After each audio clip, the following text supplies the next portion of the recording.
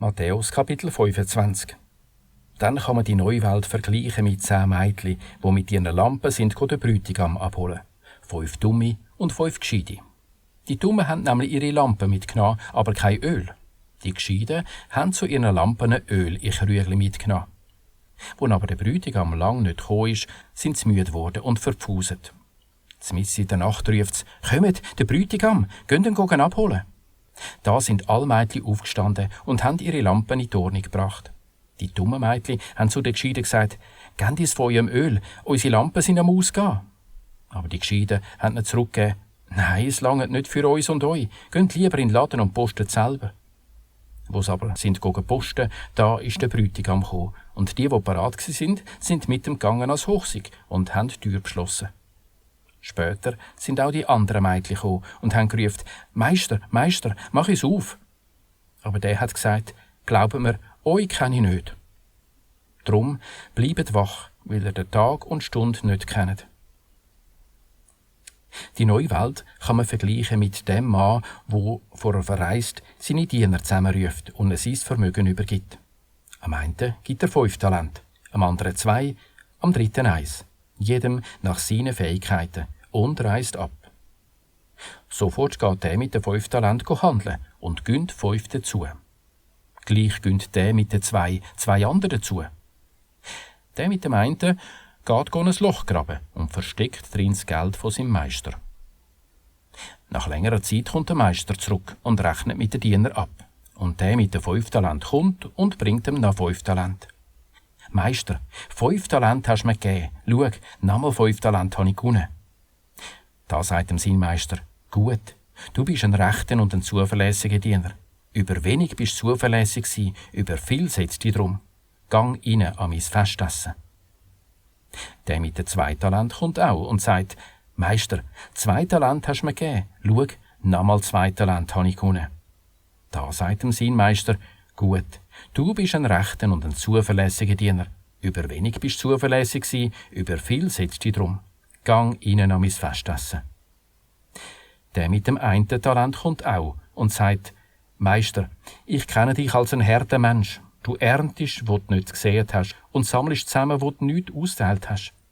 Aus Angst bin ich gegangen und habe dein Talent in der Erde vergraben. Schau, da hast du es wieder.» Sein Meister antwortet ihm: «Du Floner und Nichtnutz, du hast gewusst, dass ich ernte, wo ich nicht gesät habe, und zusammensammle, wo ich nichts ausgeteilt habe. Dann hättest du doch mein Geld der Bank geben, dann hätte ich es jetzt mit Seisen zurückbekommen. Nehmt dem das Talent weg und gebt es dem, der die 10 Talente hat. Wer nämlich viel hat, der kommt noch über genug dazu über.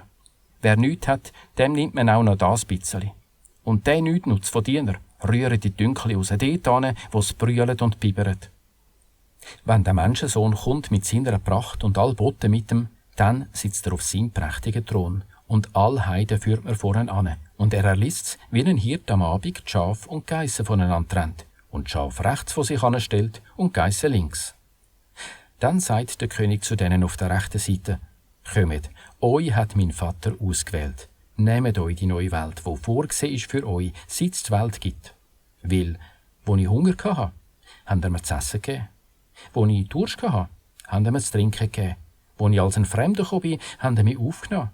Wo ich Blut war, habt ihr mir Kleider gegeben. Wo ich krank war, habt ihr mir geschaut. Wo ich im Gefängnis war, habt ihr mich besucht.» Dann antworteten die recht gelebt haben: «Meister, wann haben wir die gesehen Hunger haben und haben dir zu essen gegeben? Oder haben die gesehen Durst haben und haben dir zu trinken gegeben? Wann haben wir die gesehen als ein Fremden und haben die aufgenommen?